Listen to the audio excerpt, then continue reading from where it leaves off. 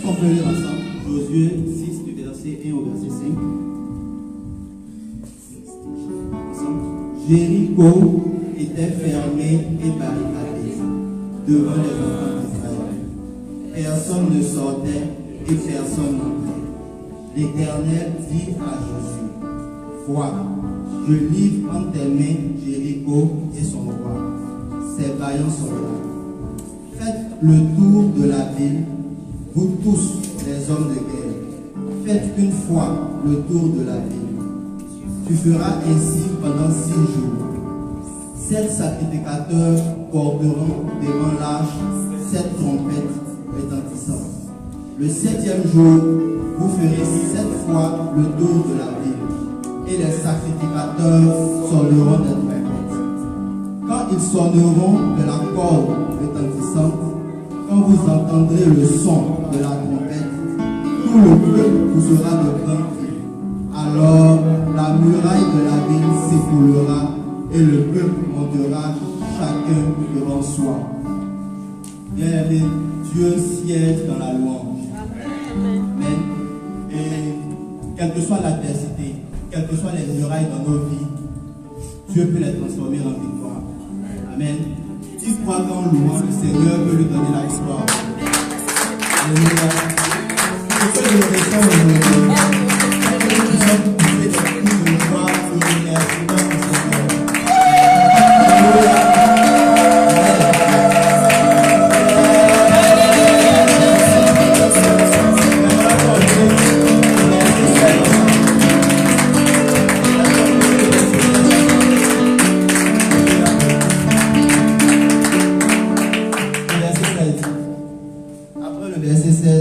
Merci à Dieu parce qu'il nous a donné la victoire. Amen. Parce que toutes les murailles sont tombées. Amen.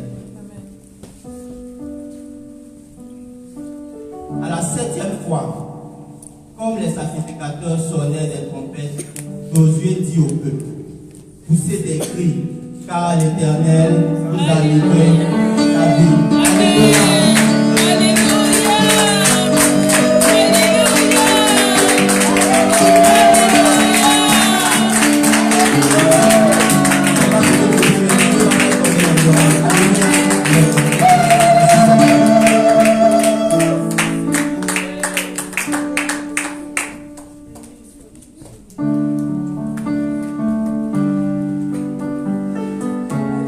Si quelqu'un est venu pour louer le Seigneur, cela dans cette joie.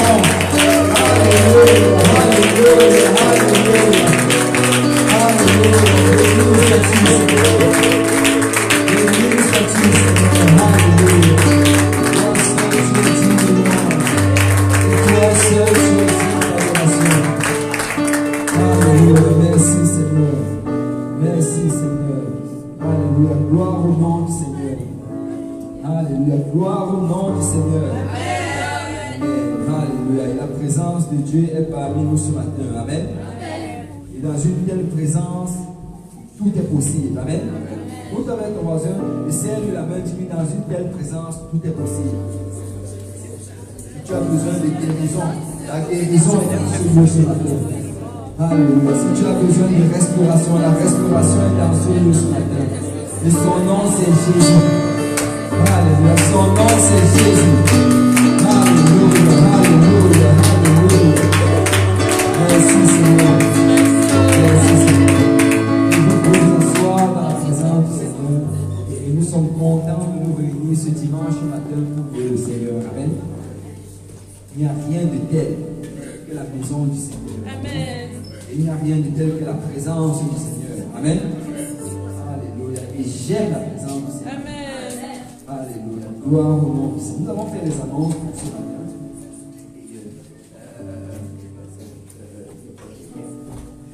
Tout à l'heure, nous avons servi encore à 13h30 et à 18h30 à Saint-Laurent.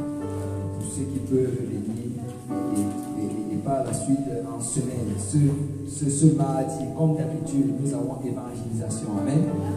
L'évangélisation, c'est à partir, après on se réunit ici à 19h et on va évangéliser sous la direction du frère Pierre. Amen. Amen. Et jeudi, nous avons étude biblique. Amen. Et ce jeudi, je ne sais pas si on va commencer la série que je veux qu'on commence, mais on va aller selon la direction du Seigneur. Amen. Amen. Si on ne commence pas cela, dans tous les cas, on va faire quelque chose. Amen. Amen. Nous avons fait quelque chose. Donc, je vous encourage maintenant. Venez jeudi, venons recevoir de la part du Seigneur. Parce que réellement, la manière de grandir dans le Seigneur, c'est par l'étude de Bible. Amen. Le dimanche, nous prêchons la parole de Dieu. Mais le jeudi, nous entrons dans des choses consistantes. Amen. Aucun enfant ne va grandir si on continue juste à lui donner du lait. Si tu donnes du lait maternel à l'enfant, et j'ai suivi qu'il y a des gens qui le font. Ils donnent du lait maternel à l'enfant jusqu'à ce qu'il arrive à l'âge de 10 ans. Mais l'enfant aura des problèmes. Amen. Mais nous voulons des choses consistantes. Amen. Et si nous avons maturé, c'est si nous prenons des choses consistantes. Donc ce dimanche, ce jeudi, nous allons toucher sur des choses consistantes. Et vraiment, le Seigneur me met à cœur de commencer vraiment. Je vois que l'Église commence à entrer dans une nouvelle dimension. Je vois que les gens ont soif pour les choses de Dieu. Les gens veulent aller un peu plus profondément dans le Seigneur. Donc, nous allons aller un peu plus profondément. Amen. Amen. Gloire au nom du Seigneur. Gloire au nom. Et je rends vraiment grâce à Dieu. Je remercie vraiment le peuple de Dieu parce que je vois que nous sommes une Église vraiment qui veut maturer, qui ne veut pas rester à l'endroit où on veut maturer. Amen. Et nous allons maturer, nous allons enseigner ce que nous devons enseigner. Le Seigneur va nous donner la force de pouvoir mettre cela en pratique. Amen.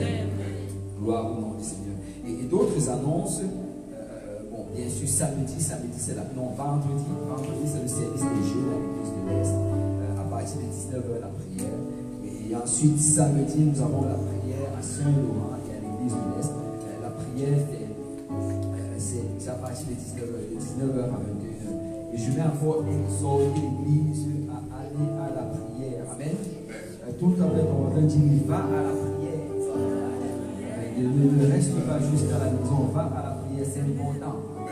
Quand je vais à Saint-Laurent, je ne vois pas beaucoup de personnes de Saint-Michel. Donc j'espère qu'ils sont à l'Est. Peut-être qu'il faut que samedi prochain j'aille à l'Est.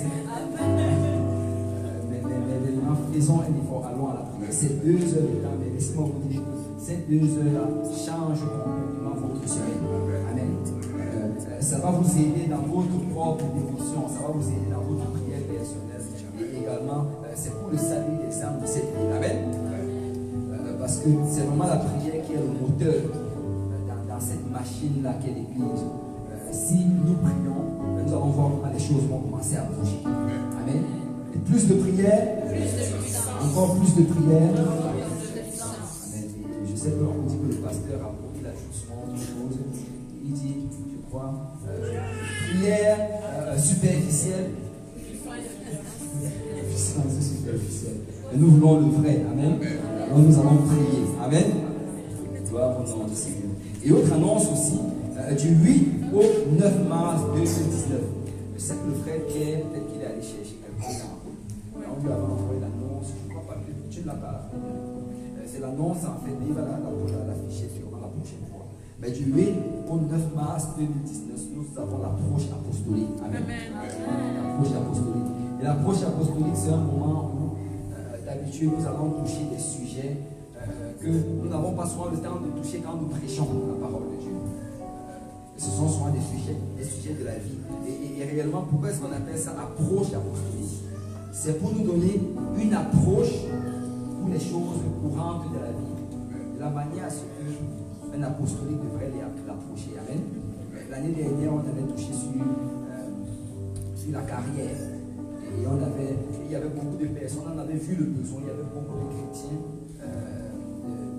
d'apostoliques qui avaient du mal à trouver du travail. Or, quand on regardait les pourcentages de chômage au Québec, il était très très bas. Et normalement, si les gens de l'extérieur sont capables de trouver le travail, mais ceux de l'église aussi.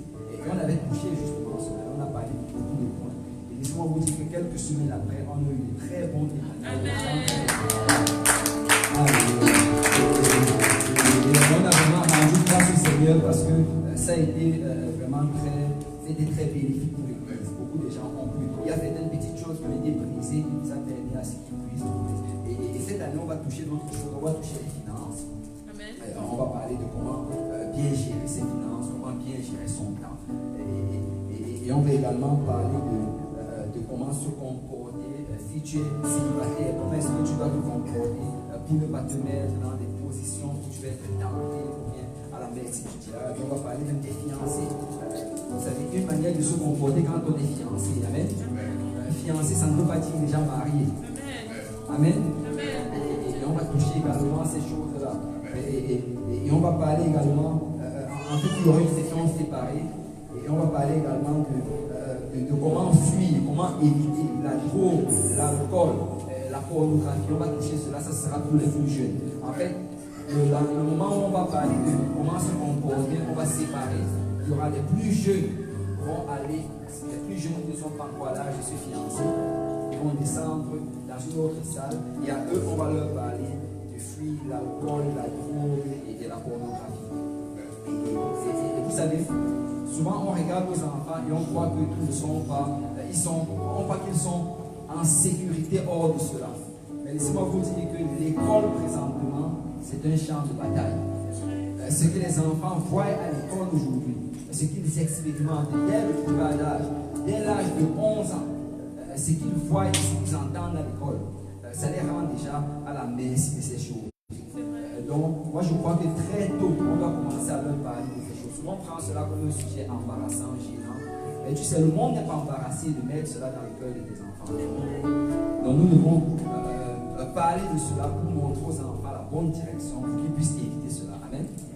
Et le thème vraiment pour cela, on dit, en fait, drogue, alcool, pornographie, quand tu prends les premières lettres de ces mots-là, c'est DAP. Est-ce qu'il y a quelqu'un qui a déjà entendu parler de la colle DAP? Ce qu'ils font dans la construction, il y a une colle de marque DAP.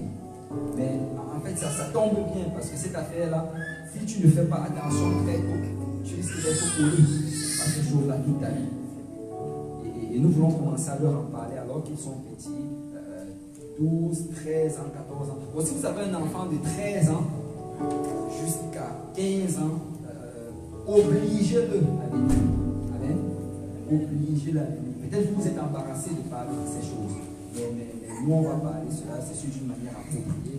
On va leur donner la bonne direction afin que si leurs camarades leur proposent cela, si à l'école ils font face à cela, qu'ils puissent résister. Amen.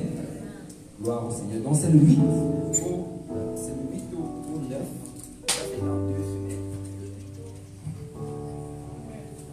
C'est du 8 au 9, ça c'est dans 2 semaines. Et en fait, ça va commencer à partir de 8h30. Globalement, en fait, le vendredi soir, le 8, on aura un prédicateur spécial.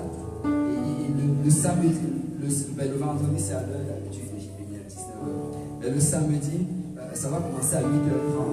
Et vraiment 8h30 à 9h30, que ça va être le moment pour le petit déjeuner et la prière. Donc globalement, quand quelqu'un va arriver, il va prendre son petit déjeuner et après directement il monte en haut et il peut commencer à prier jusqu'à ce qu'on commence.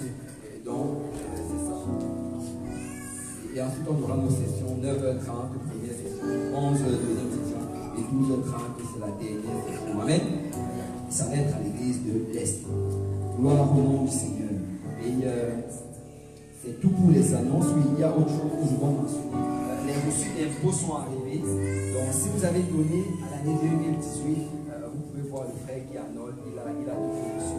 Et si par contre vous aviez donné et vous n'avez pas donné votre enveloppe, votre adresse, ou bien si vous cherchez chez le frère qui Arnold et vous ne voyez pas votre enveloppe avec lui, venez me voir à la fin du service. C'est probablement parce que votre adresse n'avait pas été fournie. Et si l'adresse n'a pas été fournie, en fait, on n'a pas le droit, selon le gouvernement, de donner le reçu. Alors là, il faudra que vous donnez votre adresse et là, je vais renvoyer ça au comptable. Il va arranger cela comme ça. Et en semaine, on va pouvoir vous le donner.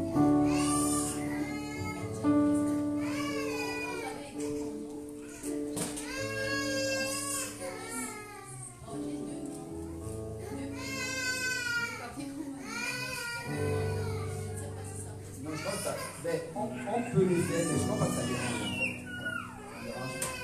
Parce qu'ils vont parce que globalement, qu'est-ce que tu vas faire? Quand tu vas déclarer, après tu regardes pourquoi. C'est juste s'ils veulent faire des vérifications, ils vont te demander. Et je ne crois pas qu'ils poussent autant à demander tous les noms sur les dossiers. Gloire au nom du Seigneur. Je crois que non, parce que dans tous les cas, moi d'habitude, c'est ça que je fais. Je fais un nom. C'est que beaucoup qui viennent d'Afrique, on aime beaucoup donner beaucoup de noms d'Afrique. Moi aussi j'ai pu gloire au nom du Seigneur. Et donc c'est cela. Si on va tous se lever, on va aller vers le Seigneur avec nos offrandes. Si le frère Canol va s'avancer à prier.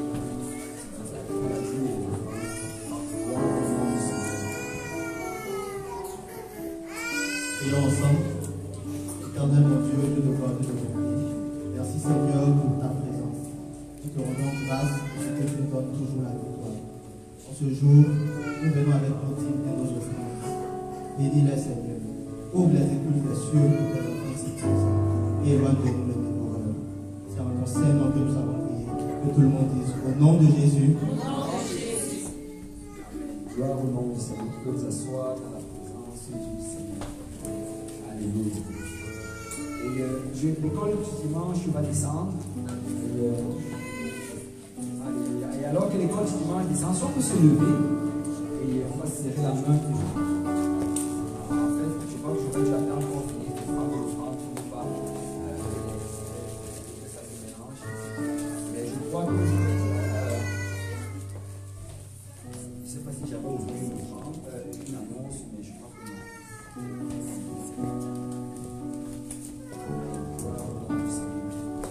L'école du dimanche va descendre. On va se tourner, serrer la main de 2-3 personnes.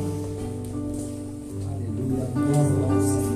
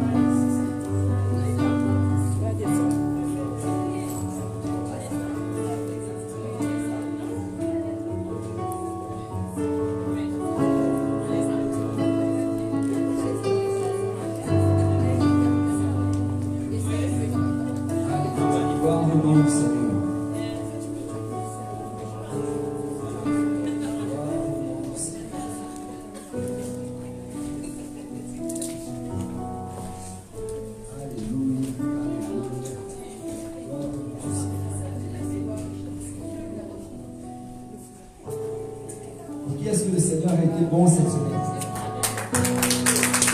Alléluia.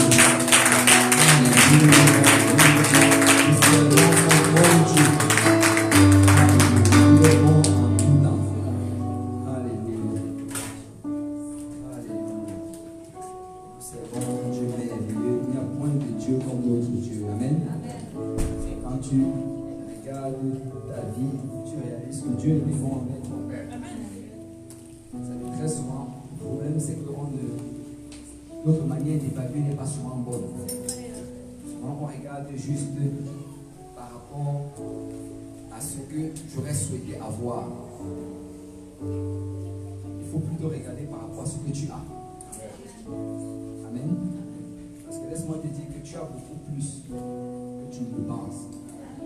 Tu as beaucoup plus que tu le penses. Et ceux vraiment qui ont l'habitude d'avoir une vie vraiment triste et angoissée et déprimée, c'est parce que ils auraient souhaité avoir autre chose.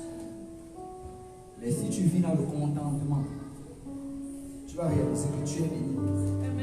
Amen. Tu es béni. Tu es sur tes deux jambes ce matin. Tu as les deux yeux ouverts. Tu n'es pas couché quelque part au hôpital. Tu es capable de parler. Tu es capable de vivre le Seigneur. Et tu as mangé ce matin. Tu as mangé ce matin.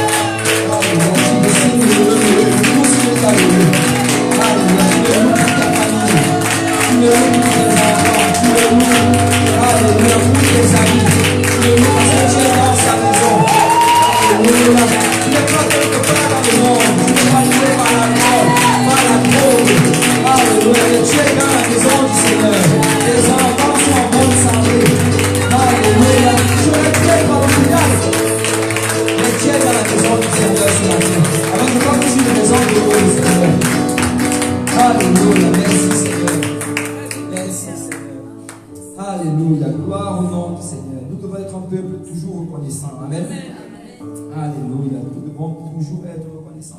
Il arrive que souvent je regarde des documentaires sur des pays,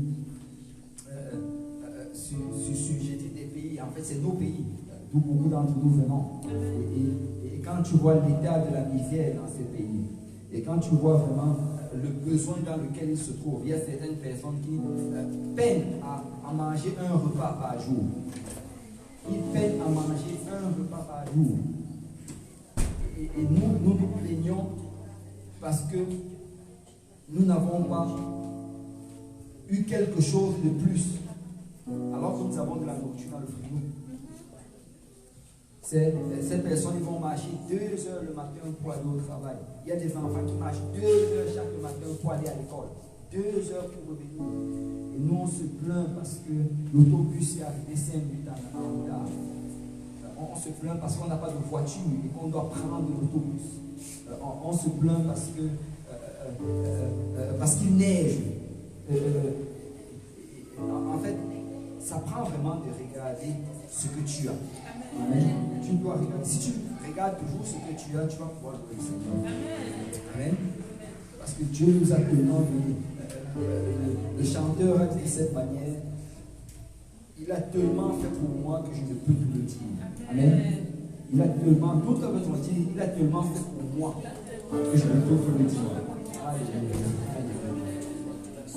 Nous allons aller dans nos Bibles, dans le livre de Luc, Luc chapitre 21. Alléluia. Luc chapitre 21. Le Seigneur m'a mis à cœur de parler sur un sujet que je trouve qu'on devrait parler plus souvent. Amen. Luc chapitre 21. Et ça, c'est vraiment le sujet de la fin des temps. Parce que si nous sommes dans l'église aujourd'hui, c'est pour sauver notre âme. Amen. On peut trouver tout déjà des raisons pour dire: je viens à l'église pour être avec mes frères et sœurs. On va dire: je viens à l'église pour louer le Seigneur. Et on peut trouver tout déjà des raisons. Mais la raison principale, c'est pour sauver notre âme. Amen. Et nous devons vraiment avoir conscience de cela, que l'église ne devient pas juste une routine. qu'on soit conscient de la raison pourquoi nous venons à l'église jour après jour, pourquoi nous servons, pourquoi nous prions. C'est parce qu'un jour, le Seigneur Jésus va revenir. Amen. Et nous voulons être prêts ce jour. Amen. Luc chapitre 21, à partir du verset 34, on va lire 34 à 36. La Bible dit: prenez garde à vous-même, de crainte que vos cœurs ne s'appesantissent par les excès du manger et du boire, et par les soucis de la vie, et que ce jour ne vienne sur vous à l'improviste. C'est Jésus qui parle, il dit: prenez garde, faites attention, car il viendra comme un filet sur tous ceux qui habitent sur la face de toute la terre. La Bible dit que quand ça va venir, c'est...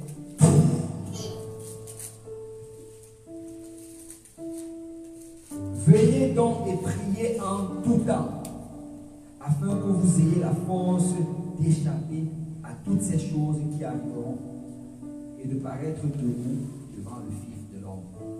Alléluia. Alléluia. Alléluia. Gloire au nom du Seigneur. Nous avons prié. Nous avons demandé au Seigneur de nous aider à être prêts. Amen. Nous avons demandé au Seigneur que Seigneur, je veux que quand ce jour arrive, que je sois prêt. Ôte de ma vie ce qui doit être ôté. Mets ce qui doit être mis. Bâtis ce que tu dois bâtir. Mais je dois être prêt à ton retour. Amen. Alléluia. Père Céleste, nous venons sur ta main. Papa, nous reconnaissons que tu es Dieu. Et nous reconnaissons ta bonté, ta miséricorde, ta grâce dans notre vie. Et Père, nous réalisons, Seigneur, que tu reviens bientôt. Et nous voulons être prêts pour ce jour-là, Père. Oins-nous, Seigneur, ce matin, Papa. Oins-moi le prédicateur, afin que j'annonce ta parole sans crainte ni faveur. Oins-nous tous, Papa, afin que nous soyons réceptifs à cette parole. Parle-nous, Seigneur. Agis en nous, Seigneur.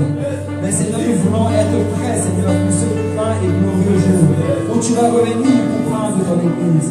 Nous voulons, Seigneur, que toi tu nous trouves debout, Papa, revêtus, Seigneur, et prêts, Seigneur, à être enlevés, Seigneur, pour passer l'éternité avec toi. Père, je prie, Seigneur, que tu nous touches, Seigneur, en ce moment, Papa, et que tu mettes en nous, Seigneur, un sentiment d'urgence, Papa, un sentiment, Seigneur, de celui, Seigneur, qui attend le retour de son maître, Papa. Seigneur, agis, Seigneur, en nous ce matin, nous te prions. Alléluia. Alléluia. Seigneur, je dis dans ton saint nom que nous avons prié. Au nom de Jésus. C'est l'église de Dieu que je au nom de Jésus. Sans peu mal, nous avons prié.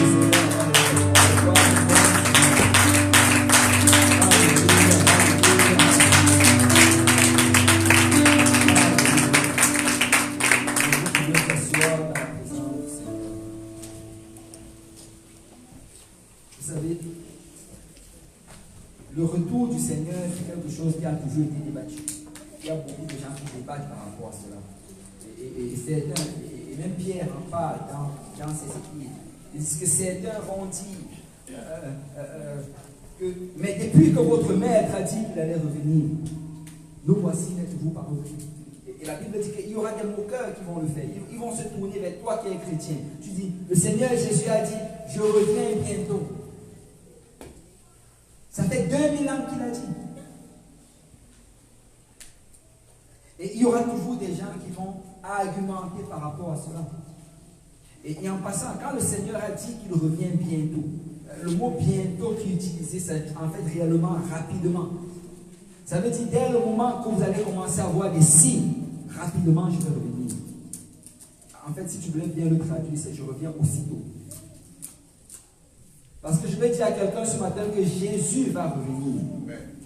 De la même manière qu'il était sur cette terre, qu'il a marché pendant 33 ans et demi, et qu'il a enseigné, qu'il a fait des signes, des prodiges, des miracles, et après qu'il est monté au ciel sous la vue de 500 personnes, de la même manière il va revenir. Jésus va revenir. Et vous savez, des gens vont argumenter, ils vont dire oui, mais dans tous les cas, quand il va revenir, on va tous aller du même côté. Et l'autre a sorti la chanson, nous irons tous au paradis. Ça, ce n'est pas un verset. Parce que la Bible dit que quand il va venir, il va séparer les brebis des boucs. Amen. Il y aura un jugement dernier. Et après ce jugement, il y a certains qui vont aller au paradis, mais d'autres vont aller en enfer. Ce n'est pas un message qui est populaire peut-être, mais c'est la vérité. Et tu vas voir toute genre d'argumentation. Il y a des gens qui décident, oh moi je décide de ne pas croire cela. Pourquoi est-ce que je devrais croire ça? Mais laisse-moi te dire ce matin que même si tu décides de ne pas y croire, tu vas devoir passer devant le trône du jugement de Dieu. Vous savez, une loi n'est pas annulée parce qu'elle est ignorée. Amen. Tu sais, tu peux ignorer la loi comme tu la veux, mais la loi ne sera pas annulée. C'est quelqu'un qui va dire aujourd'hui, oh moi, et vous savez, ce sont des choses qui ont été découvertes il y a de cela quelques années. La loi de la pesanteur, par exemple. C'est avec Newton qu'on a découvert cela. Avant cela, les gens ne connaissaient pas la pesanteur.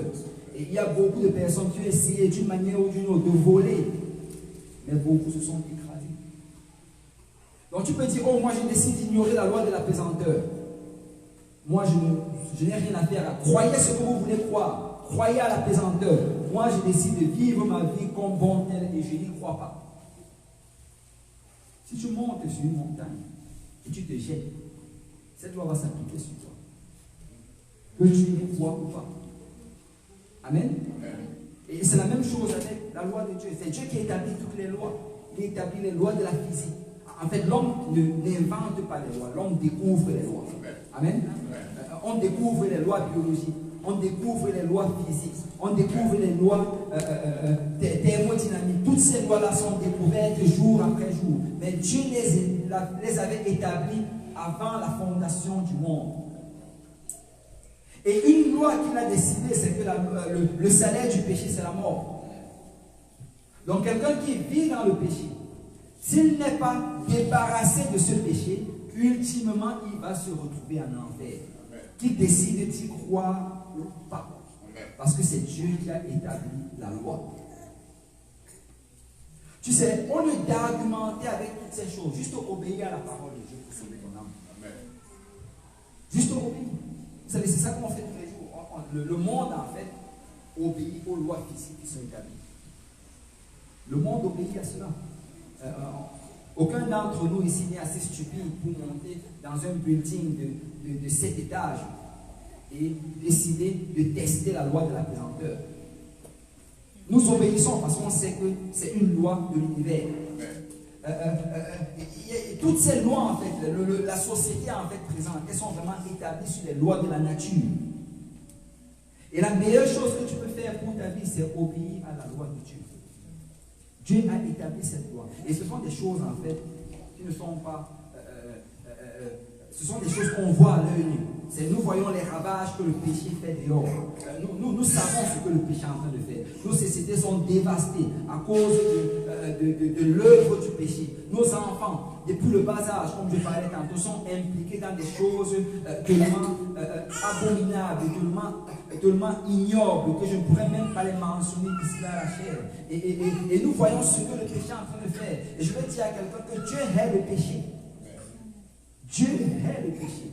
Il ne hait pas l'homme qui a péché, mais il hait le péché qu'il a commis. Et Dieu t'aime tellement qu'il s'est manifesté en chair pour venir sur cette terre, mourir sur la croix pour ôter le péché de ta vie. C'est à quel point que Dieu t'aime. Dieu t'aime. Ce n'est pas la volonté de Dieu qu'une seule âme aille en enfer. Vous savez, il a payé un grand prix. Je ne sais pas si vous réalisez cela. Il n'y a aucun roi de la terre qui ait jamais fait pareil pour ses serviteurs. Il n'y a aucun Dieu.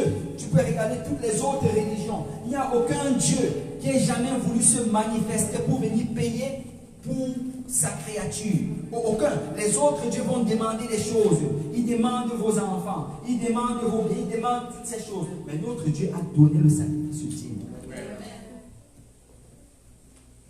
Et ça, c'est à quel point Dieu est le péché. En fait, quand tu regardes le chemin du calvaire, ça te donne la description à quel point Dieu est le péché.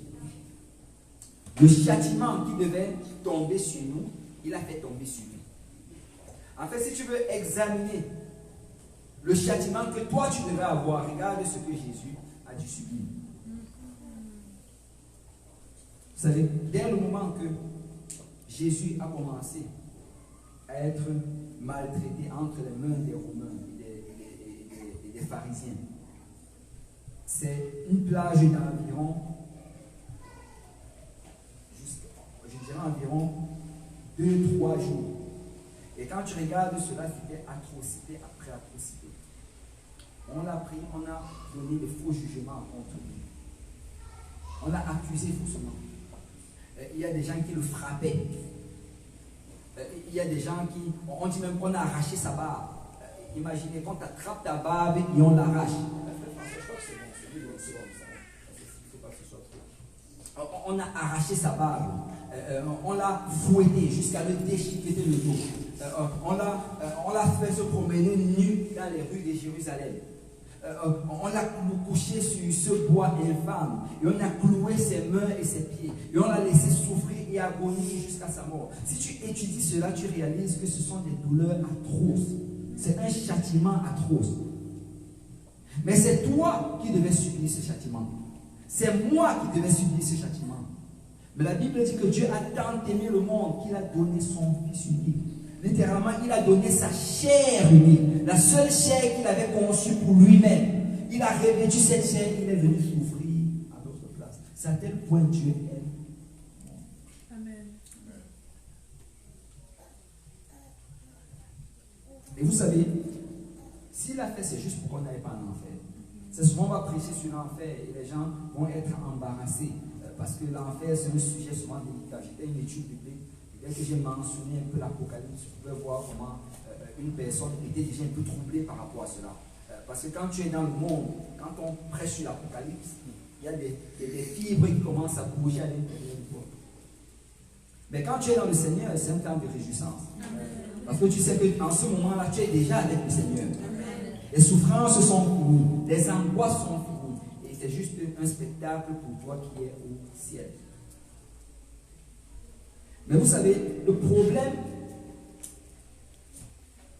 ce n'est pas que les gens, et je parle principalement des chrétiens, ce n'est pas que les chrétiens ne connaissent pas à propos du retour du Seigneur. Mais le problème, c'est que beaucoup ne sont pas prêts. Beaucoup ne sont pas prêts. C'est souvent quand on va poser cette question, je vais la poser. Si le Seigneur Jésus venait tout de suite, est-ce que tu serais prêt à monter? Si la trompette sonnait là, bang! Est-ce que tu serais prêt à partir? Jésus a beaucoup parlé de la fin des temps. Et il en a beaucoup parlé. Et quand il parlait, c'était pour avertir son peuple. Et je crois que le Seigneur veut encore nous avertir aujourd'hui. Allons dans Matthieu chapitre 24. Matthieu chapitre 24 à partir du verset 36. Il dit, pour ce qui est du jour ou de l'heure, personne ne le sait, ni les anges des cieux, mais le Père seul. Ce que j'ai viens en train de dire, c'est que personne ne sait le jour ou l'heure auquel le Seigneur va venir.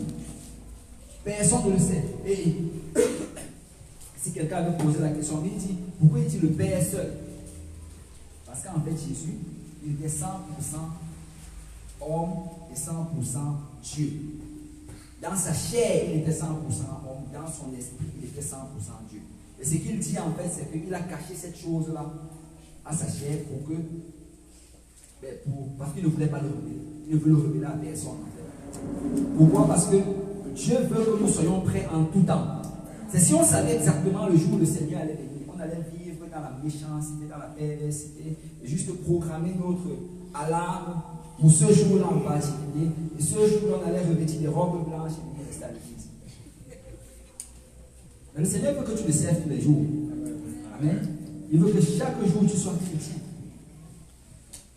Il dit que personne ne le sait. Et regardez, par contre, il donne des avertissements. Il dit, écoutez, vous ne connaissez pas le jour et l'heure, mais il y a des signes qui peuvent vous montrer la saison. Amen. Et on ne va pas étudier tout cela, mais il donne beaucoup de signes. On va vivre un moment où on va avoir une longue étude sur la fin des temps. Mais ce à quoi je veux vous faire voir présentement, sur verset 38, il dit, car dans les jours, verset 37, il dit, ce qui arriva du temps de Noé arrivera de même à l'avènement du Fils de l'homme. Il dit en fait que si tu veux savoir ce qui va arriver, quand on serait proche de mon retour. Regarde ce qui est arrivé au temps de Noé. Amen. Et là, il commence maintenant à expliquer. Il dit, car dans les jours qui précédaient le déluge, les hommes mangeaient et buvaient et se mariaient et mariaient leurs enfants jusqu'au jour où Noé entra dans l'âge et ils ne se doutaient de rien jusqu'à ce que le déluge vint et les emporta tous. Il en sera de même à l'avènement du Fils de l'homme. En fait, qu'est-ce que Jésus est en train de dire ici? Il dit que du temps de Noé, quand tu étudies le livre de Genèse chapitre 6, tu réalises vraiment ce qui se passait du temps de Noé. Et on te dit que les gens mangeaient, buvaient, se mariaient leurs enfants. En fait, Jésus n'est pas en train de dire que manger et boire c'est mauvais. Amen. Manger, si tu manges sans faire d'excès de table, c'est correct. Ou bien si tu ne fais pas de ton ventre ton Dieu. Parce que la Bible dit qu'il y a des gens qui font de leur ventre leur Dieu. Si tu es au contrôle de ton ventre, c'est correct, tu peux manger et tu dois manger pour vivre. Amen. Et boire c'est correct. Si tu bois de l'eau, c'est correct. Amen. C'est sûr que tu vas vérifier ce que tu bois. Se marier et marier nos enfants, ce n'est pas mauvais. Nous devons nous marier. Mais ce qu'il dit en fait, c'est qu'il faisait toutes ces choses, mais il ne se souciait pas du retour du Seigneur. Il faisait toutes ces choses, mais il ne se souciait pas de leur vie spirituelle. Et c'est de ça que Jésus est en train de parler. C'est au temps de Noé, ils allaient être occupés. Ils avaient des fêtes. Ils vont partir aux fêtes. Ils avaient des anniversaires, ils allaient y aller. Des fêtes familiales, ils allaient être là. Mais ils n'avaient pas le temps de Dieu. Ils allaient à leur travail chaque jour, être à l'heure au travail. Mais en ce qui concerne les choses de Dieu, ils n'étaient pas intéressés. Vous savez, si on pouvait au moins égaliser la performance que nous avons à notre travail avec les choses de Dieu, on serait des chrétiens puissants. Amen. C'est si le pasteur pouvait donner le même rapport par rapport à ta vie spirituelle et à ta fidélité dans la maison de Dieu, que ton patron donne le rapport par rapport à ton travail, tu serais un chrétien excellent. Mais la chose souvent triste, c'est que tu vas aller au travail, le patron va te dire, ça c'est mon meilleur employé. Et tu viens voir le pasteur.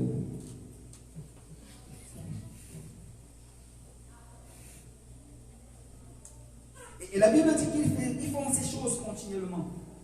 Il dit qu'autant au retour du Fils de l'homme, ça va être comme ça. Les gens vont être très occupés. Les gens vont avoir tellement d'occupations. Et nous sommes dans ce temps présentement. Si tu regardes, nous avons beaucoup et beaucoup d'occupations. Est-ce qu'il y a des gens, soyons honnêtes, est-ce qu'il y a des gens ici qui trouvent qu'il leur manque du temps?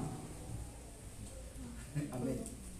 Il nous manque du temps. Nous sommes occupés, très occupés.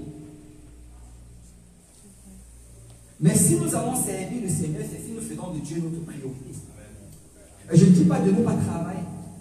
Je ne dis pas de ne pas manger, de ne pas se divertir. Mais il faut t'assurer que tu fasses de Dieu ta priorité. Parce que si tu ne mets pas Dieu en avant, ben tu vas le mettre loin en arrière. Donc en faisant ton programme, en faisant tes choses, assure-toi de donner la part de Dieu dans cela.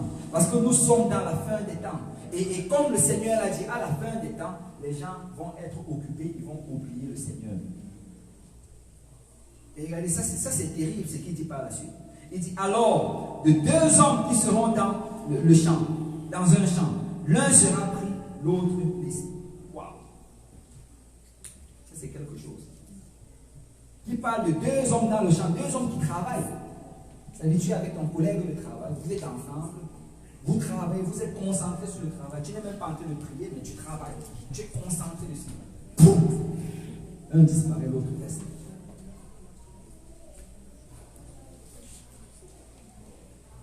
De deux femmes qui mourront à la meule, l'une sera prise et l'autre laissée. Wow, deux femmes qui sont ensemble. Et là, une part, l'autre reste. Vous savez, la différence entre les deux, c'est juste que l'un a fait de Dieu sa priorité. L'un a prié le matin avant d'aller au travail. L'un a lu la parole de Dieu. L'un est fidèle dans les choses de Dieu. Les deux peut-être sont en train de travailler, ils font leurs 40 heures. Peut-être que l'autre même fait 60 heures parce qu'il n'a pas le temps de venir dans la maison de Dieu. Ils sont ensemble et quand tu les vois de tes yeux, n'y a pas de différence entre eux deux. Mais l'un a une vie spirituelle et l'autre ne l'a pas. Et le Seigneur dit avec cela, veillez donc. Il dit, faites attention, puisque vous ne savez pas quel jour votre Seigneur viendra. Veillez parce que vous ne savez pas. Donc, ne remets pas ta marche avec le Seigneur pour dans 2 semaines. Ne remets pas ta consécration dans 1 mois. Même pas dans 2 jours. Ce que tu dois faire, fais-le aujourd'hui. Sois en ordre avec Dieu aujourd'hui, parce que tu ne sais pas quand il va revenir. Il peut revenir avant la fin de ce service. Il peut revenir avant la fin de la journée. Vous savez, la Bible dit aujourd'hui c'est le jour du salut. Maintenant c'est l'heure acceptable. Si tu entends sa voix, n'endurcis pas ton cœur. Et ces gens étaient trop occupés, ils étaient trop occupés pour prier. Trop occupés pour lire la parole de Dieu. Trop occupés pour venir dans la maison de Dieu. Et ils étaient trop occupés. Je dois payer mes factures. Je dois nourrir mes enfants. Je dois payer pour la voiture. Je dois payer pour le logement. Et les besoins étaient là. Et vous savez, il y a certains besoins que nous craignons alors que nous n'avons pas vraiment besoin de cela. Et il y a des gens qui prennent tellement de crédit que là, ils deviennent vraiment esclaves de ces choses-là. Ils n'ont plus le temps pour rien parce qu'ils doivent payer pour tous ces crédits qu'ils avaient pris. La clé, c'est le contentement. La clé, c'est le contentement. Et quand tu regardes, en fait, Jésus a beaucoup parlé de ces choses. On va aller dans le livre de Luc. Luc chapitre 12. Et ici, on va parler d'une personne qui n'était pas prête. Luc chapitre 12, à partir du verset 16. Il leur dit cette parabole. Les terres d'un homme riche avaient beaucoup rapporté.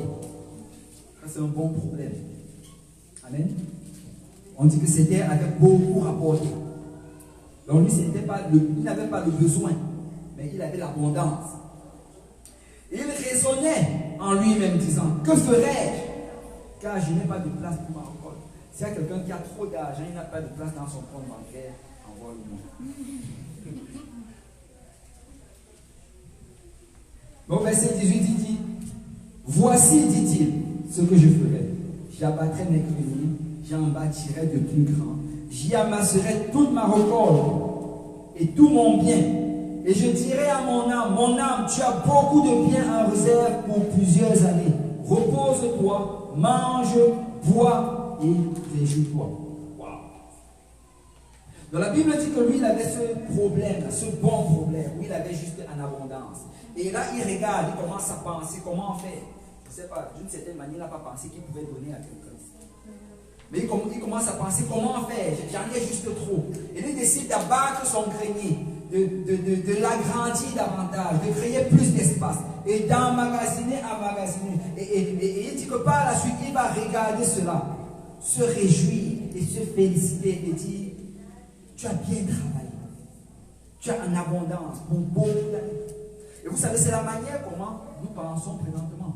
C'est la manière comment la société pense. C'est si on avait présenté ce monsieur à un conseiller financier, il allait l'utiliser comme exemple partout où il allait aller.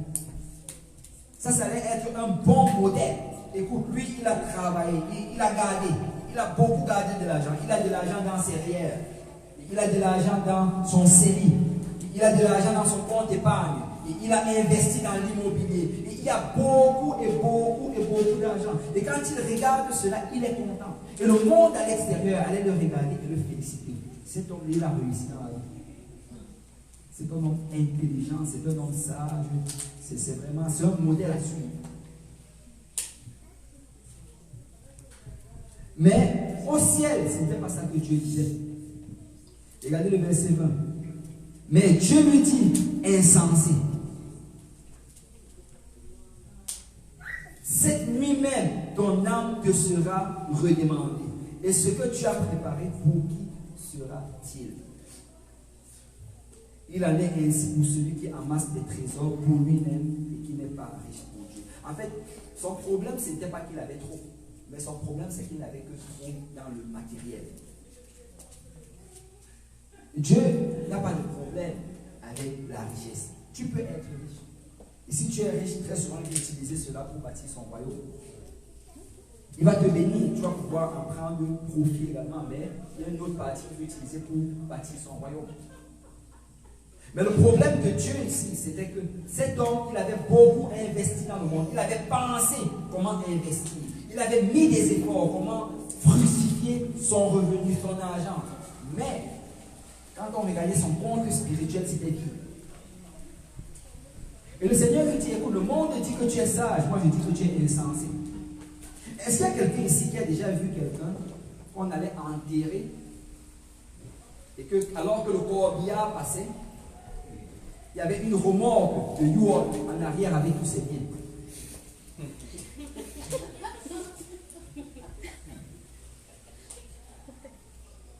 Est-ce qu'il y a déjà vu quelqu'un qui, alors qu'on l'enterre, on vide son compte bancaire et on le met dans ses poches?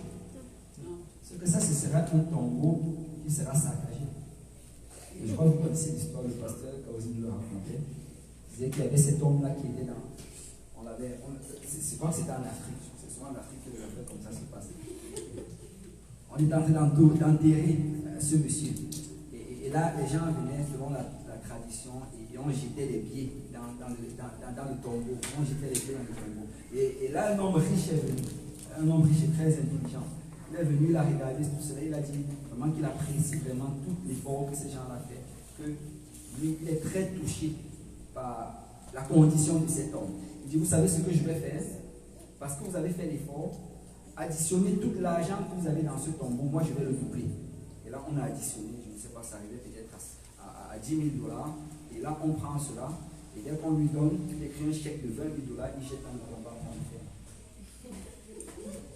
Les gens vont comprendre plus tard. Mais globalement, nous n'allons nulle part avec nos biens. Amen. Les biens, ça va rester sur cette terre.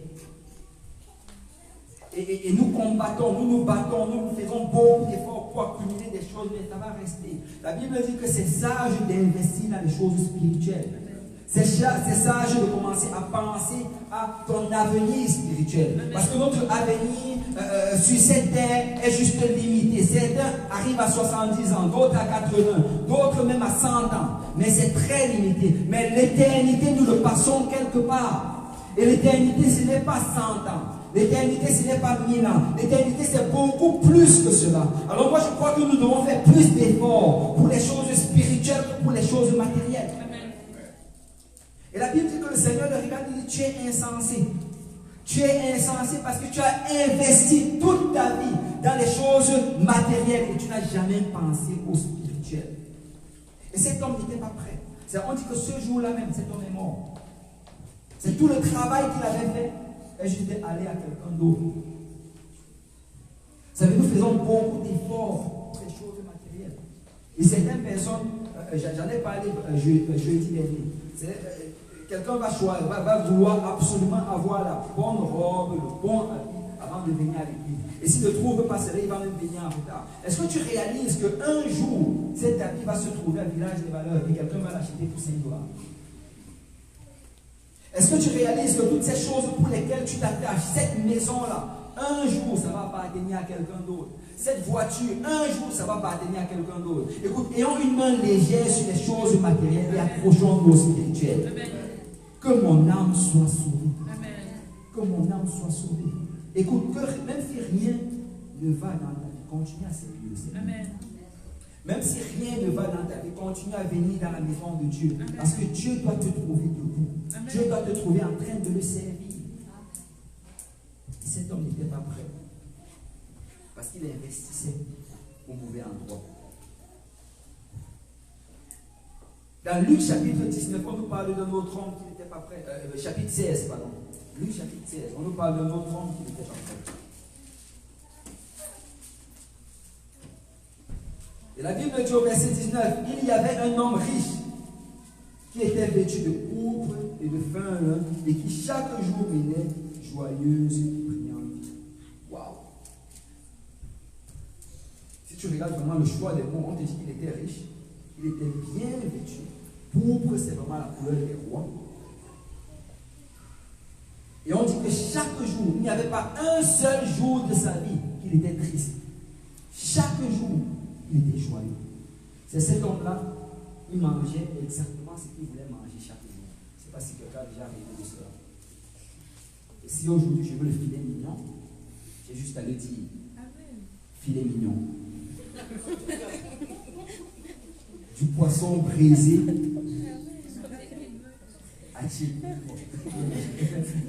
Aujourd'hui, ça va être attiré. Tout ce qu'il faisait, c'était juste dire. Il se levait le matin, il n'avait pas de couche à changer. Il n'avait pas d'enfant à nettoyer. Il n'avait pas de maison à nettoyer. Tout ce qu'il faisait, c'était se lever le matin et donner la commande de son petit déjeuner. Et le temps de se lever, il allait partir avec des serviteurs et des servantes qui allaient être autour de lui. Apportez-moi mes chaussures, apportez-moi ma robe de nuit, je sais pas, ma peignoir, préparez-moi mon petit déjeuner. Et tout ce qu'il faisait, c'était juste aller. Et vous savez, ça c'était une vie qu'il considérait tellement joyeuse. Il n'avait pas besoin, il ne devait pas se soucier de payer son loyer à la fin du mois, il en avait juste trop pour cela. Il y avait quelqu'un qui s'occupait de ses affaires. Tout ce qu'il faisait, c'est juste demander ce qu'il voulait pour nourrir sa chair.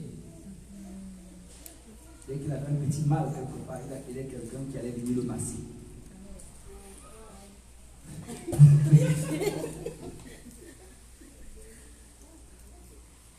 Son lit, c'était le lit le plus confortable dans la ville. Tout allait bien chez lui. Son compte bancaire était rempli. Sa maison était belle. Même pas une seule saleté à la maison. Il y a des gens qui s'occupaient de lui. Ses vêtements étaient toujours lavés, pliés, repassés et bien mis dans son armoire. Ses cheveux étaient toujours taillés à la bonne taille. Et son épouse, j'imagine, wow, on ne parle même pas de son épouse. Tout ce qu'elle voulait, dès qu'elle le désirait. Et on dit que c'était tous les jours. Et j'imagine que les autres à l'extérieur allaient regarder cela. Waouh! Si je pouvais habiter dans la maison de cet homme. Et si je pouvais naître, pourquoi je suis né dans la mauvaise famille? Et les gens allaient regarder cela et être impressionnés par cela. Et ils allaient être envieux de cela. Vous savez, le psalmiste en a parlé dans Psaume 73, verset 11. Il crie, oh, oui, je sais que Dieu est bon pour Israël. C'est-à-dire, il est vraiment comme nous les chrétiens. On dit, oui, Dieu est bon. Mais,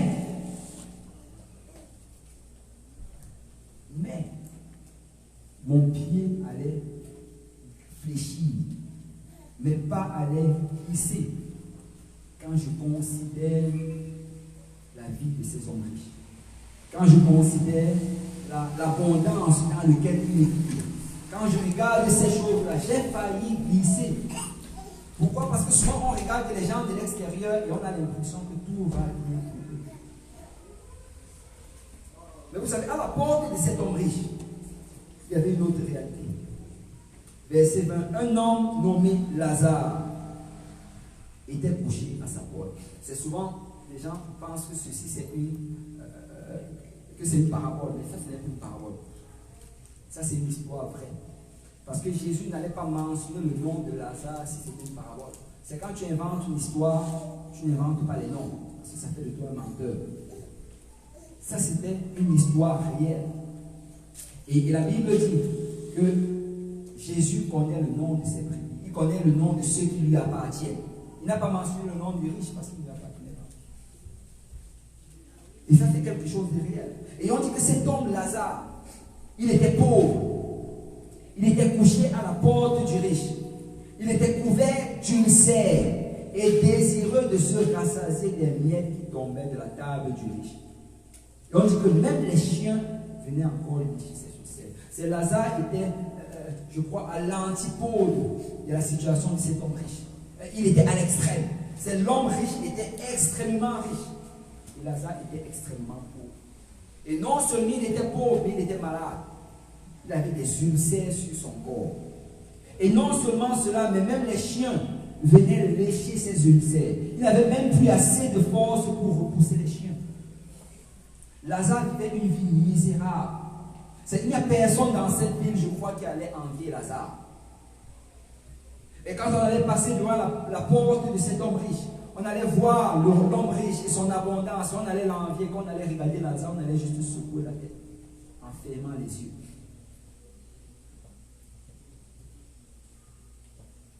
Et au verset 22, on dit, le pauvre mourut et il fut porté par les anges dans le sein d'Abraham.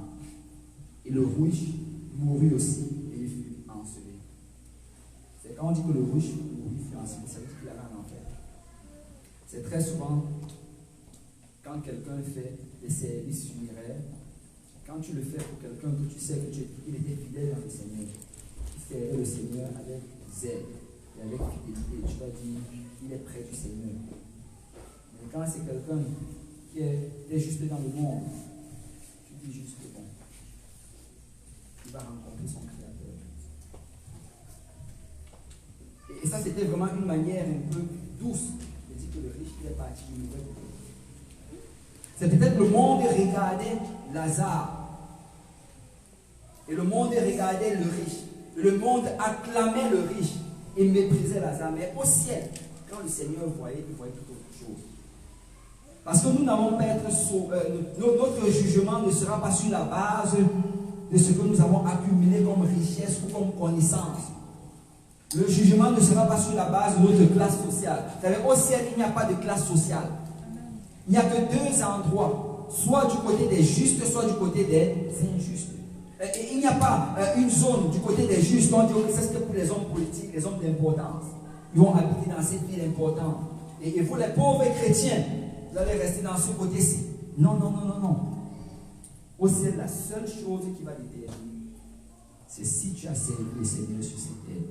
C'est pourquoi la Bible dit que les premiers seront les derniers.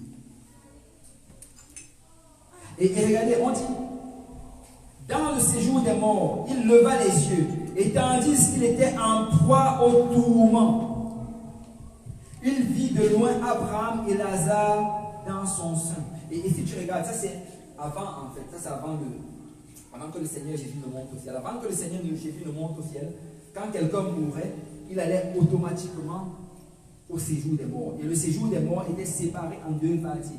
Il y avait l'endroit qu'on appelait le sein d'Abraham, il y avait l'autre endroit qui était en fait l'enfer. Et quand tu mourais, et ça arrive encore aujourd'hui, quand tu meurs, automatiquement, tu vas soit dans un lieu de réjouissance, soit dans un lieu de tourment. Le propitiatoire n'existe pas. Il n'y a pas de propitiatoire dans la Bible. Dès que tu meurs, tu vas directement en enfer ou au paradis. Et on dit que dès que cet homme est mort, il a commencé à être tourmenté. Et alors qu'il était tourmenté, il était capable de voir Lazare qui était dans le sein d'Abraham. Et on dit au verset 24, il s'écria, Père Abraham, aie pitié de moi et envoie Lazare pour qu'il trempe le bout de son doigt dans l'eau et me rafraîchisse, car je souffre cruellement dans cette flamme. Vous savez, Jésus a décrit la flamme de l'enfer comme une flamme qui ne s'éteint pas.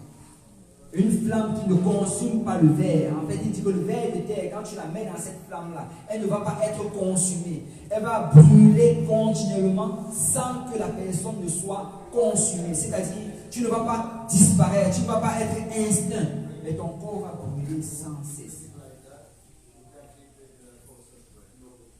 Et la Bible nous dit ici que Lazare s'est écrié. Et quelqu'un a dit cela, il a dit que bon, que pourquoi est-ce qu'il demande d'envoyer Lazare? Est-ce qu'il pense que Lazare était encore son serviteur? Mais ça revient au fait que de l'autre côté, il n'y a pas de classe sociale. Amen. Tu ne vas pas te retrouver de l'autre côté et que ton patron, même si vous avez servi le Seigneur ensemble, il va encore être ton patron. Amen. Et on ne va pas envoyer des gens au ciel. Et la Bible nous dit ici que là, il supplie. Et si tu regardes ce qu'il demande, il demande juste un peu d'eau pour rafraîchir sa langue. Vous savez, il était en proto, ça chauffait de partout. Il demande juste un peu d'eau pour rafraîchir sa langue. Parce que les douleurs de l'enfer, vous savez, l'enfer, ce n'est pas quelque chose que tu souhaiterais le mot plus pire que ça. Amen. Souvent, on va dire aux gens, va en enfer. Écoute, tu ne veux pas qu'il aille en enfer. Parce que l'enfer, ce n'est pas une chose à blaguer avec. La Bible dit que l'enfer a été créé pour Satan et ses anges dessus. Dieu n'a jamais créé l'enfer pour l'homme. La volonté de Dieu, c'est que nul ne périsse. Les seuls qui vont s'y retrouver, c'est ceux qui auront décidé de ne pas servir le Seigneur. En fait, tu vas suivre ton maître. Si ton maître c'était Jésus, tu vas aller où Jésus se trouvait.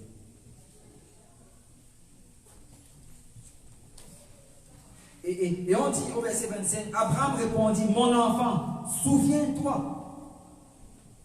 Et une des choses qui va être les plus douloureuses en enfer, ce sont les souvenirs, les mémoires. Il dit, souviens-toi. Parce qu'en enfer, on va se souvenir du nombre de fois qu'on a entendu la parole du Seigneur. Un enfant va se souvenir du nombre de fois qu'on s'est trouvé dans la maison du Seigneur avec les enfants de Dieu. Un enfant va se souvenir du nombre d'opportunités que Dieu nous a données de nous repentir, d'obéir à l'évangile et de vivre dans la sanctification. Nous allons nous souvenir de cela.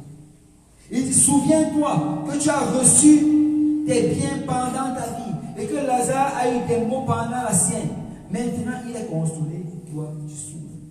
En fait, il dit, écoute, pendant ta vie, tu as choisi le chemin que tu voulais choisir. Vous savez, la vraie décision, c'est se fait maintenant.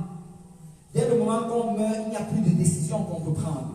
Dès le moment qu'on meurt, on se trouve dans un lieu pour l'éternité. Je sais que pendant un moment, ils ont prêché sur le propitiatoire. Ils ont inventé ces choses. Ils ont dit aux gens, écoute, si ton proche meurt, va voir le prêtre et donne-lui de l'argent. Il va prier. Même s'il ne servait pas Dieu, il va aller du bon côté. Ça, ce n'est pas biblique. L'arbre demeure dans laquelle l'arbre garde la position qu'elle a quand elle était tombée. Elle ne change pas. Et ça demeure pour l'éternité. Abraham lui dit, tu devais prendre les décisions quand tu étais vivant. Tu devais faire le bon choix quand tu étais vivant. Écoute, la Bible dit qu'aujourd'hui, c'est le jour de faire le bon choix. Il dit d'ailleurs, il y a entre nous et vous un grand abîme, afin que ceux qui voudraient passer d'ici vers nous, ou de là vers nous, ne puissent le faire. En fait, qu'est-ce qu'Abraham nous dit ici? Dans tous les cas, on est séparés. Il n'y a pas de voie d'accès. Une autre chose terrible en enfer, c'est que tu vas être seul. Celui qui va en enfer est seul. Et il n'y a pas de... des gens disent, oh, moi je vais aller en enfer parce qu'il y aura Michael Jackson et les autres, comme ça on va s'amuser. Non, on ne s'amuse pas. Oui, on reconnaît déjà que Michael Jackson. On ne s'amuse pas en enfer. En enfer, c'est un lieu. En fait, les seules choses que... En fait, tu n'entends pas en enfer parce que c'est les ténèbres. Non, pardon, tu ne vois pas en enfer parce que c'est les ténèbres. Mais tout ce que tu fais, c'est que tu entends. Tu entends les cris et les grincements dedans. C'est tout ce que tu entends continuellement. Tu entends les gens pleurer, les gens crier. Imaginez, entendre ces affaires-là pendant l'éternité. Écoute, je ne veux pas aller en enfer. Je veux faire ce que ça prend pour aller au paradis. Je veux aller du bon côté. Ce n'est même pas quelque chose que tu souhaiterais à quelqu'un. C'est juste trop terrible.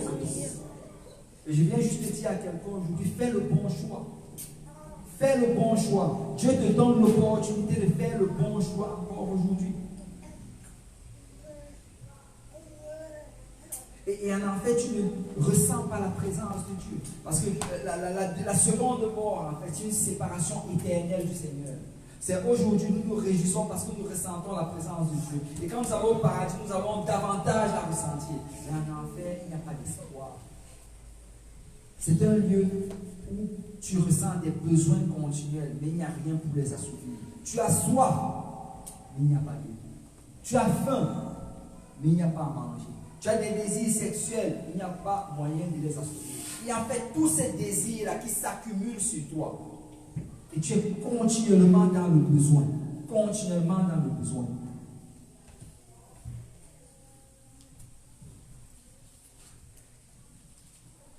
Et là, au verset 27, le riche, il a compris que sa situation était sans espoir. Et regardez ce qu'il dit. Le riche dit, je te prie donc, Père Abraham. Et quelqu'un a dit qu'en enfer, c'est là que les gens vont commencer à prier. Je te prie donc d'envoyer Lazare dans la maison de mon père, car j'ai 5 frères, pour qu'ils leur attestent ces choses afin qu'ils ne viennent pas aussi dans ce lieu. Tu sais, en enfer, c'est là qu'il a commencé à décider qu'il veut évangéliser. Subitement, il commence à être un guerrier de prière et un évangéliste. Il dit, envoie chercher, envoie annoncer cela. Je ne veux pas que mes frères se retrouvent ici. Parce qu'il savait que ses frères aussi prenaient la mauvaise direction. Et là, il supplie, parce que tu ne vas le sauver, personne. Il dit, si tu peux juste envoyer quelqu'un. Et c'est là qu'il commence à avoir le zèle. Le zèle pour le salut des âmes. Écoute, n'attends pas l'enfer pour avoir le zèle. Sois zélé aujourd'hui. Sois zélé aujourd'hui. Réalise qu'aujourd'hui, c'est le moment d'annoncer aux membres de tes familles, à tes amis, à tes collègues de travail, que le Seigneur va revenir et qu'il y aura un jugement.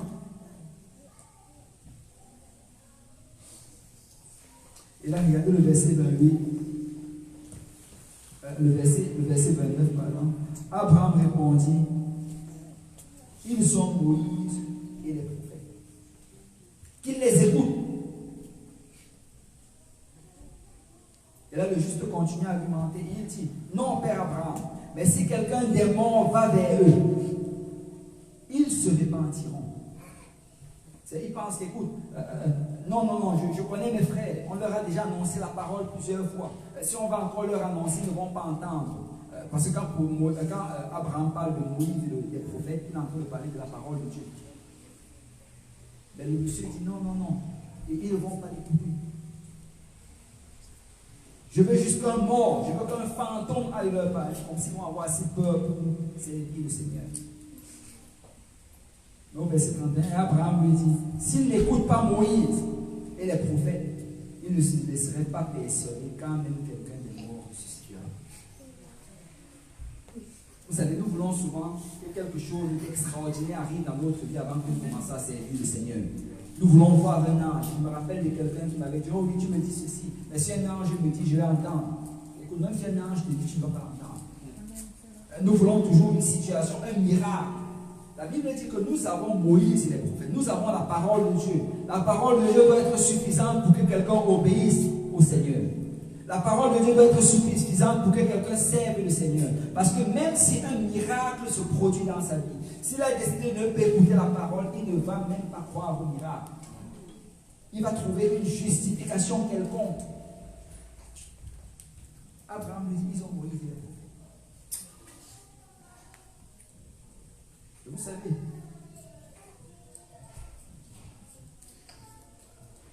Abraham lui dit, il ne se laisserait même pas persuader si quelqu'un des morts ressusciterait. Quelqu'un des morts est ressuscité. Amen. Jésus est ressuscité. Mais malgré ça, les gens ne font toujours pas personne. Parce que servir le Seigneur, c'est un choix. Amen. Et vous savez, le problème du riche, en fait, ce n'était pas parce qu'il était riche, je dois encore le répéter. Il n'est pas allé en enfer parce qu'il était riche. Il est allé en enfer parce que dans sa vie, il n'a pas cherché le Seigneur.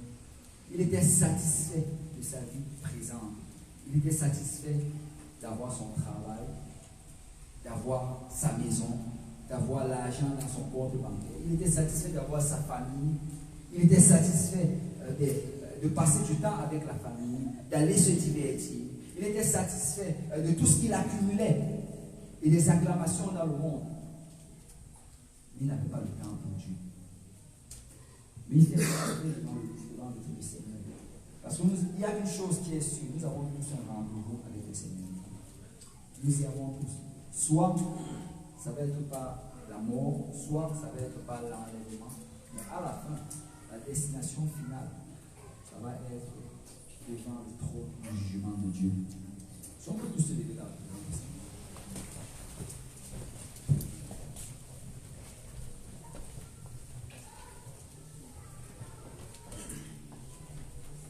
Dans le passage qu'on a lu en introduction, Jésus dit, prenez garde à vous-même, de crainte que vos cœurs ne s'appesantissent par les excès du manger et du boire et par les soucis de la vie, et que ce jour ne vienne sur vous à l'improviste.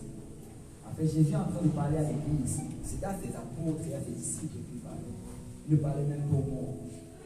Il disait que nous, qui sommes l'église, vous savez, le mot appesantir, ça parle de l'excès. Ça veut dire qu'on commence à devenir lourd. parce que nous cherchons toujours quoi manger, quoi boire. Nous devenons lourds parce que nous avons des préoccupations de la vie. Et nous passons notre temps à penser par rapport à cela. Comment est-ce que je vais avoir ceci? Comment est-ce que je vais faire ceci? J'ai besoin de ceci, j'ai besoin de cela, j'ai besoin de plus d'argent pour faire telle chose. J'ai besoin de tel bien matériel. J'ai besoin d'aller ici, d'aller là-bas. Et on commence à penser beaucoup à ces choses. Et à cause de cela, notre vie commence à être dirigée vers cela. Nous passons plus de temps à chercher de l'argent. On passe plus de temps à se divertir. On passe plus de temps à chercher un moyen d'assouvir notre chair. Et on se remplit de cela parce que moi je crois qu'ici en Amérique du Nord, ce n'est pas le besoin. Nous avons de quoi manger. Nous avons de quoi nous revêtir. Mais c'est juste ce sentiment de vouloir plus de choses matérielles. Vouloir plus de choses matérielles. Et à cause de cela, on commence à être attristé dans notre âme. Parce qu'on se compare avec les gens du monde. Et Jésus nous dit de prendre garde. Parce que le matérialisme qui est dans le monde, nous allons y être tentés.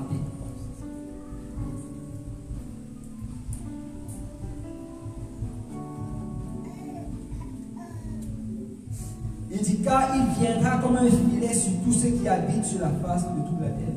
En fait, la Bible dit que ça va être comme un filet. C'est comme quand le poisson se lève le matin, il se promène un jour comme un autre. Il est en train d'aller chercher de quoi manger. Il voit d'autres poissons qui se saluent, j'imagine, ils continuent leur route. Là, subitement, un filet tombe. Et là, il se retrouve devant le péché. La Bible dit que le jour du retour du Seigneur, ce sera comme ça. Et le Seigneur dit, veillez donc et priez en tout temps. Veillez, ça veut dire être sur ses gardes. Nous devons être sur nos gardes chaque jour. Chaque jour, ne prenons pas un jour off du Seigneur. Il faut que chaque jour soit un jour où nous servons le Seigneur. Sers le Seigneur dans ta maison. Sers le Seigneur à ton travail. Sers le Seigneur dans ton école. Sers le Seigneur partout où tu vas. Parce que tu ne sais pas qu'il revient. Sois sur tes gardes. Il dit priez en tout temps, afin que vous ayez la force d'échapper à toutes ces choses qui arriveront et de paraître debout devant le Fils de l'homme. Ce n'est que par la prière que nous pourrons échapper à ces choses. Et je vais encore exhorter l'Église ce matin. Nous devons avoir une vie de prière. Tu sais, si tu es trop occupé pour prier, il y a un problème. Tu as trop de choses et tu n'as pas le temps de prier, il y a un problème. Parce que Jésus dit que la seule manière comment tu vas échapper au matérialisme, la seule manière comment tu vas échapper à la séduction du monde, la seule manière comment tu vas échapper à ces choses-là qui endorment les enfants de Dieu et qui vont leur faire manquer le retour du Seigneur, c'est en priant. Nous devons prier plus que jamais. Nous devons avoir une vie de prière, augmenter notre temps de prière, s'assurer que nous soyons remplis du Saint-Esprit chaque jour. Parce que je ne veux pas manquer ce jour. C'est ça, c'est un rendez-vous à ne pas manquer. Et si tu sais, tu peux manquer ton avion, prendre un autre avion. Tu peux manquer ton bus, prendre un autre bus. Mais si tu manques l'enlèvement, il n'y a pas un deuxième enlèvement. Alléluia. Je veux juste exhorter l'Église ce matin. Veillons et prions. Veillons et prions. Alléluia. On va s'avancer, on va parler au Seigneur. Alléluia.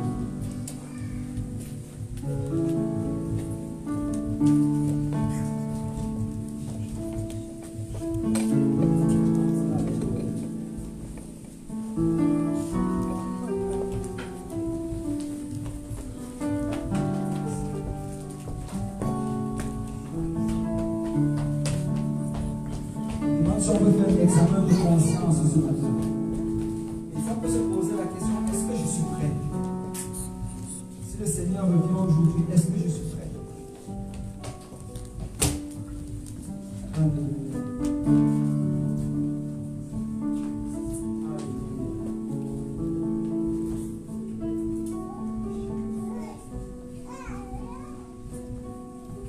que je suis prêt? Est-ce qu'il y a des choses que Dieu m'appelle à faire que je n'ai pas encore fait? Est-ce qu'il y a des choses que Dieu m'appelle à laisser et que je n'ai pas encore laissé? Est-ce qu'il y a des choses qui occupent beaucoup trop de mon temps, qui m'empêchent d'être un témoin du Seigneur, qui m'empêchent d'être utilisé par le Seigneur? Est-ce qu'il y a des choses qui doivent sortir de ma vie aujourd'hui même? On va tous se trouver seuls devant le trône de Dieu.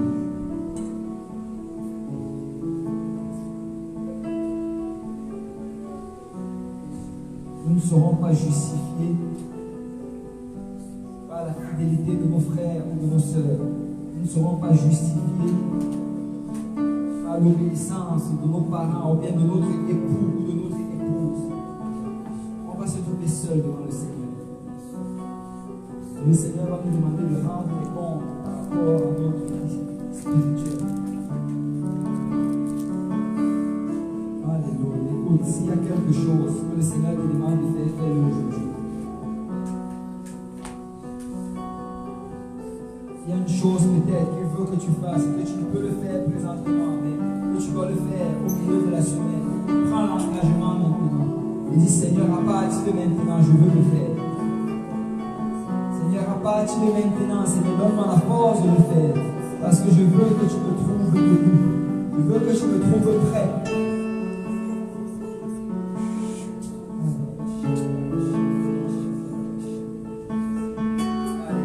Alléluia, alléluia. Oui, Seigneur. Oui, Seigneur, je vais être prêt. Je vais être prêt, Seigneur. Alléluia. Je ne veux pas renvoyer ça demain. Je ne veux pas, Seigneur, chercher des justifications. Mais je veux être prêt. Alléluia. Alléluia. Alléluia. Alléluia. Alléluia. Alléluia. Oui, Seigneur. Oui, Seigneur. Oui, Seigneur. Je vais être prêt. Alléluia. Je vais être prêt, Seigneur.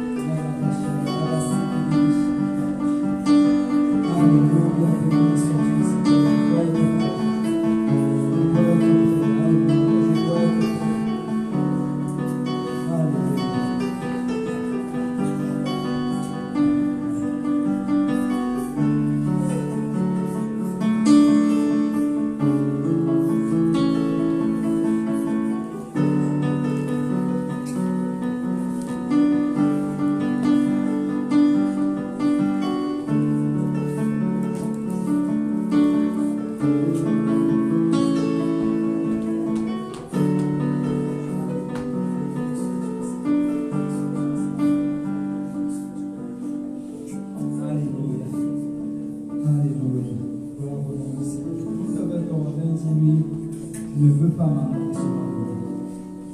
Alléluia. C'est la main de ton Père. Je ne vais pas m'arrêter sur ma gloire.